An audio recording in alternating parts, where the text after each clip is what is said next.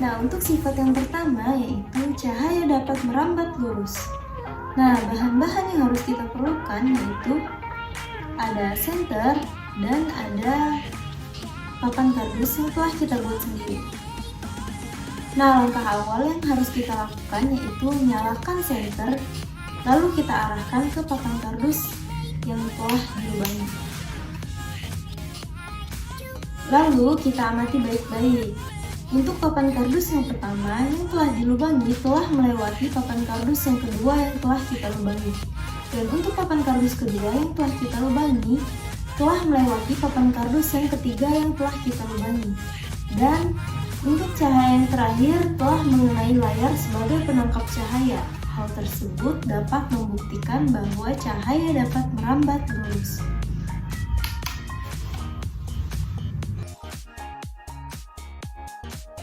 Nah, teman-teman, untuk praktikum selanjutnya yaitu saya akan melakukan percobaan cahaya dapat menembus benda bening. Nah, bahan-bahan yang diperlukan dalam percobaan ini yaitu ada senter,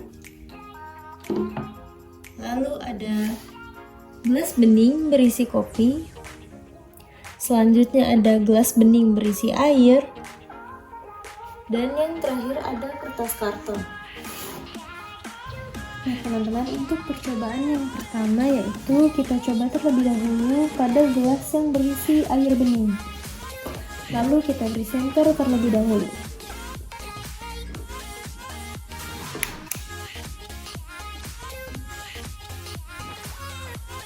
Nah, teman-teman, di sini terlihat jelas bahwa cahaya dapat menembus gelas yang berisi air bening.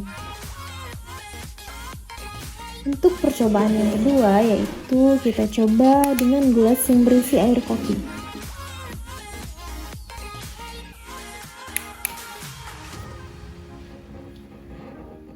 Nah, teman-teman, terlihat jelas ya bahwa cahaya tidak dapat menembus gelas yang berisi kopi.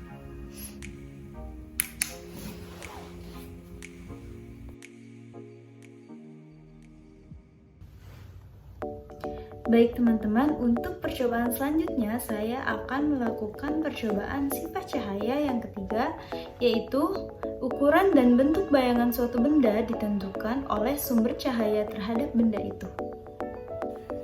Nah, alat dan bahan yang harus kita perlukan dalam praktikum ini yaitu ada penggaris, lalu ada cermin datar, ada kertas HVS yang sebelumnya sudah saya ukur terlebih dahulu dengan ukuran 5 cm, 6 cm, 7 cm, dan 10 cm.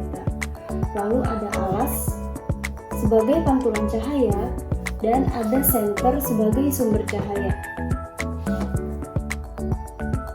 Langkah pertama yang harus kita lakukan yaitu kita hitung cermin dengan jarak 5 cm. Mari kita lihat berapa tinggi bayangannya.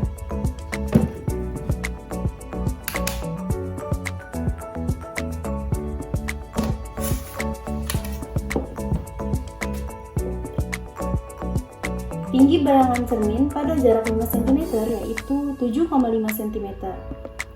Lalu tinggi bayangan cermin pada jarak 6 cm setinggi 7,8 cm.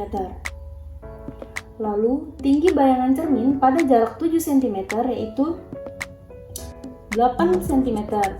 Lalu untuk tinggi bayangan cermin dengan jarak 10 cm yaitu setinggi 9,3 cm.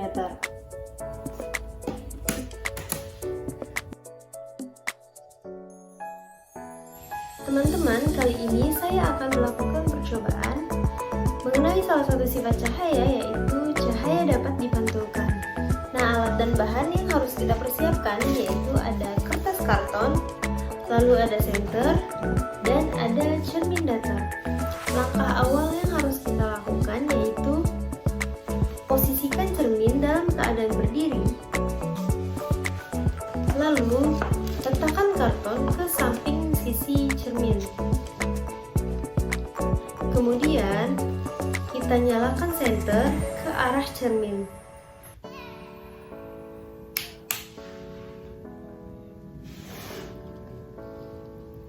Nah, Nah, teman-teman, di sini bisa kita lihat bahwa cahaya berpindah ke arah yang berlawanan, yaitu berpindah ke arah kertas karton. Nah, hal ini membuktikan bahwa cahaya dapat dipantulkan. Nah, teman-teman, untuk praktikum yang kelima yaitu saya akan membuktikan pembentukan bayangan pada cermin datar dan lensa cembung.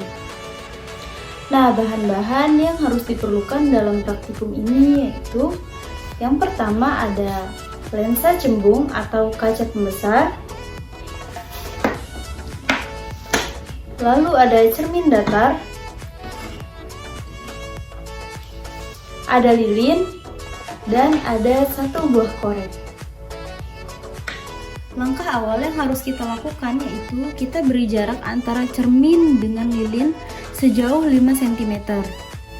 Kemudian kita nyalakan api pada lilin.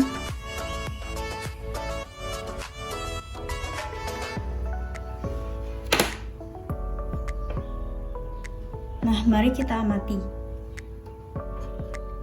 Dapat kita lihat bahwa bayangan yang terbentuk memiliki tinggi dan besar yang sama. Nah, yang kedua, pada cermin datar tersebut, jarak benda terhadap cermin sama dengan jarak bayangan terhadap cermin. Lalu yang ketiga, bayangan yang terbentuk sama-sama tegak dengan benda. Dalam artian, bagian atas benda akan menjadi bagian atas bayangan dan bagian bawah benda juga akan menjadi bagian bawah bayangan.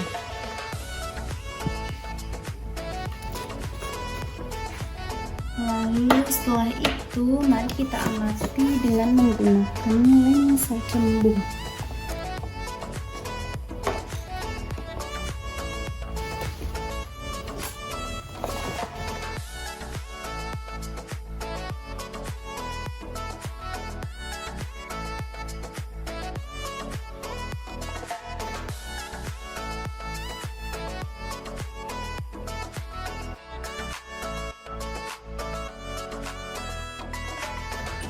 Dapat kita amati bayangan pada lensa cembung tersebut. Pada lensa cembung dapat kita lihat dengan jelas bayangan yang terbentuk selalu menjadi lebih kecil, dan yang kedua, bayangan yang terbentuk tetap jadi sama-sama tegak, dalam artian bagian atas benda akan menjadi bagian atas bayangan dan bagian bawah benda juga akan menjadi bagian bawah bayangan.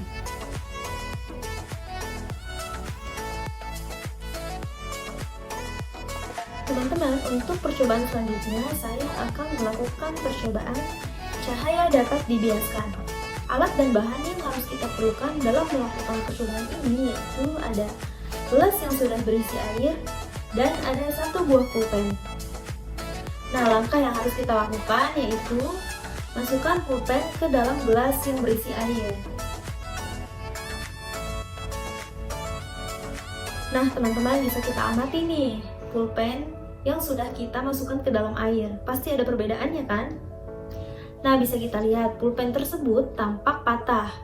Hal ini disebabkan cahaya di sekitar gelas dibelokkan melewati dua kerapatan yang berbeda, yaitu udara dan air. Maka dari itu, pulpen tersebut nampak patah ketika dimasuki ke dalam air. Nah, percobaan ini membuktikan bahwa cahaya dapat dibiaskan. Praktikum selanjutnya nih, atau praktikum yang terakhir, di sini saya akan membuktikan sifat cahaya yaitu cahaya putih terdiri dari berbagai warna. Alat dan bahan yang kita perlukan dalam proses praktikum ini yaitu ada air secukupnya, lalu ada cermin datar, ada bejana serbaguna, lalu ada kertas putih untuk mengetahui sumber pantulan dari cahayanya, dan ada senter sebagai sumber cahaya.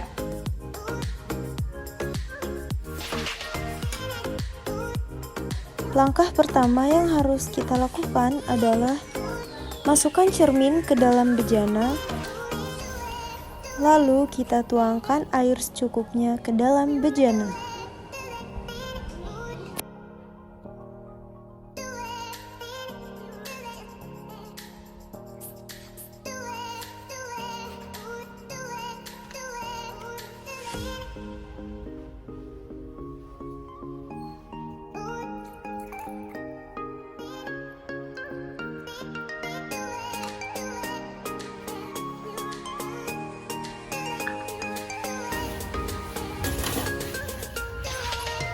Kemudian kita arahkan senter pada cermin,